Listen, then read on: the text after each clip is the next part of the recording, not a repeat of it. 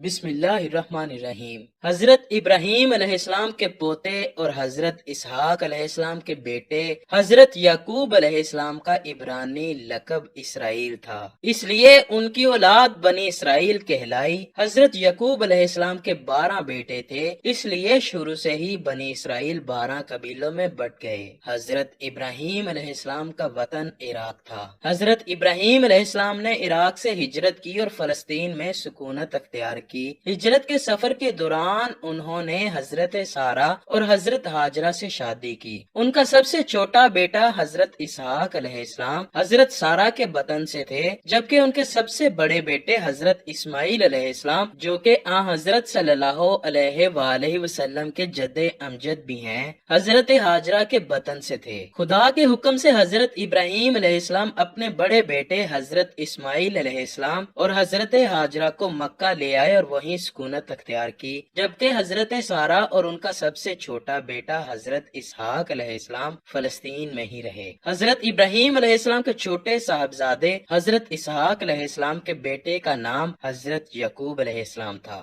اپنے والد، دادا اور چچا کی طرح آپ بھی اللہ کے برگزیدہ نبی ہوئے۔ حضرت یعقوب علیہ السلام کے 12 بیٹے تھے، جن میں سب سے چھوٹے حضرت یوسف علیہ السلام مصر میں ایک بہت بڑے سرکاری عہدے پر متمکن ہوئے تو بے شمار بنی اسرائیل مصر میں جا کر آباد ہو گئے۔ اس دوران بھی اس قوم کو ہدایت کے لیے کئی پیغمبر آئے، جن میں حضرت ایوب علیہ السلام کافی مشہور ہیں۔ بنی اسرائیل ایک طویل مدت کی آسائش اور حکمرانی کے بعد قبطیوں کی غلامی میں جکڑے گئے تو ان کی رہنمائی اور آزادی کے لیے حضرت موسیٰ علیہ السلام تشریف لائے۔ حضرت موسیٰ علیہ السلام بنی اسرائیل کو قبطیوں کی غلامی سے آزاد کرا کر بحر احمر کے پار واپس فلسطین میں لے آئے۔ یہاں آپ کے بعد آپ کے بھائی حضرت ہارون پیغمبر اور بادشاہ ہوئے۔ اس کے بعد ایک طویل عرصے تک بنی اسرائیل نے فلسطین پر حکومت کی۔ اس دوران ان پر اللہ کی طرح طرح کی نعمتیں نازل ہوئیں، جیسے کہ من و سلوہ وغیرہ، تاہم اس قوم نے ان کی قدر نہ کی۔ ان میں سینکڑوں نبی بھیجے گئے، کئی کا انکار کیا گیا، کئیوں کی نبوت تو قبول کی گئی، مگر ان کی نافرمانی میں کوئی کسر اٹھا نہ رکھی گئی۔ اس کے بعد بھی اللہ تعالیٰ نے بنی اسرائیل کے 2 باپ بیٹوں حضرت داؤد علیہ السلام اور حضرت سلیمان علیہ السلام کو عزت بخشی۔ حضرت سلیمان 9ویں صدی قبل از مسیح میں فلسطین کے مشہور فرمانروا اور پیغمبر تھے۔ ان کی وفات کے بعد 10 اسرائیلی قبائل نے ان کے جانشین کی مخالفت کی اور اسرائیل کے نام سے شمالی فلسطین میں اپنی بادشاہت قائم کر لی۔ 537 قبل از مسیح میں بابل اور نینوا کے حکمران فلسطین پر چڑھ دوڑے۔ انہوں نے بنی اسرائیل کو بڑے پیمانے پر قتل کیا اور ہزاروں کو غلام بنا کر اپنے ساتھ لے گئے۔ قرآن کریم میں کئی جگہ اسرائیل کا ذکر آتا ہے، ایک سورت کا نام ہی سورہ بنی اسرائیل ہے۔ یہ قوم اگرچہ بڑی دولت مند تھی، مگر دنیا کے مختلف ممالک میں منتشر تھی۔ 1917 میں برطانیہ نے ان سے وعدہ کیا کہ فلسطین میں ان کی آزاد حکومت قائم کر دی جائے گی، لیکن اسرائیلیوں نے ایفائے عہد سے پہلے ہی علاقے میں بسنے والے فلسطینیوں پر بے اندازہ مظالم توڑ کر انہیں اپنے اپنے علاقوں سے کھدیڑ ڈالا اور اپنے طور پر آزادی کا اعلان کر دیا، جسے غیر منصفانہ طور پر اول روز سے ہی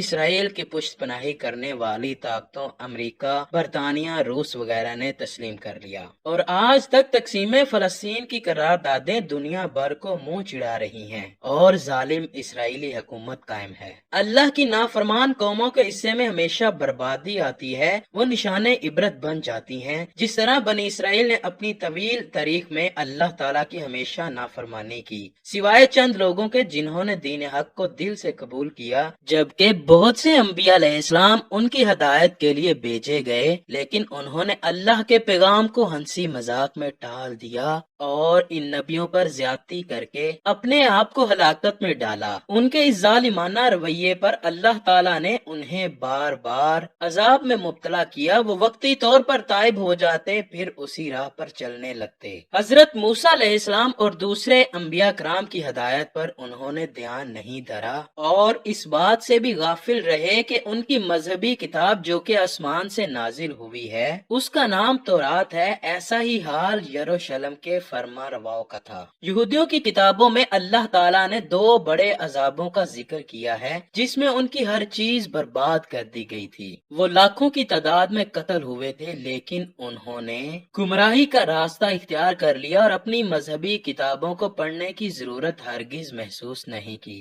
जिस तरह आज हम मुसलमानों का हाल है, दुनिया के बेशुमार अलूम पढ़ने और इसमें तरक्की करने के लिए कोशिश की जाती है, लेकिन सबसे बड़ी किताब को खोलने की जहमत गवारा करना गोया मुश्किल तरीन काम समझा जाता है। जबकि हमारे सामने मिसालें मौजूद हैं कि अल्लाह दीन और दुनिया दोनों मकामात पर इंसान के किए का बदला लौटाता है। अल्लाह ताला ने बनी इसराइल में सबसे ज्यादा नबी माबूस फरमाए, उन पर अपनी रहमतें और नेमतें भी नाजिल फरमाता रहा, लेकिन ये वो नाशुक्री कौम है जो बार बार नाफरमानियां करती रही और शिर्क में मुब्तला होकर अंबिया कराम अलैहिस्सलाम पर जुल्म सितम ढाती रही, यहाँ तक कि उन्हें शहीद करने से भी दरेग नहीं किया। कुरान करीम में इरशाद बारी ताला है, जो लोग अल्लाह ताला की आयतों से कुफर करते हैं और नाहक नबियों को कत्ल कर डालते हैं, और जो लोग अदल इंसाफ की बात कहें तो उन्हें भी कत्ल कर डालते हैं, तो ए नबी उन्हें दर्दनाक अजाब की खबर दे दीजिए। रूहुल मानी में बरवायत इब्ने हाकम इस आयत की तफसीर खुद हजूर सल्लल्लाहु अलैहि वसल्लम से मरवी है कि